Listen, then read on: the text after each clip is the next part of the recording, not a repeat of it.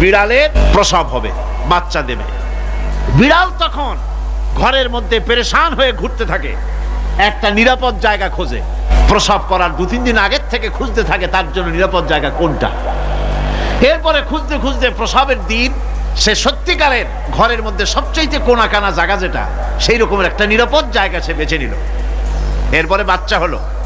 বাচ্চা হওয়ার পর এই বাচ্চার উপরে কেউ যেন আক্রমণ না করে, শত্রু যেন তার জায়গাটিতে না আসে, এই জন্য বাচ্চাটার ওর তো হাত দিয়ে মায়ের মতো কোলে নিতে পারে না, সে আস্তে করে ঘাটটা কামড়ায় ধরে যাতে করে বাচ্চা ব্যথা না পায়।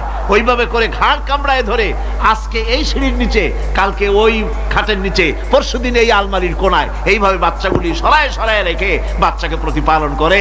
এই বিড়ালটাই হেদায়েত দিলটা কে?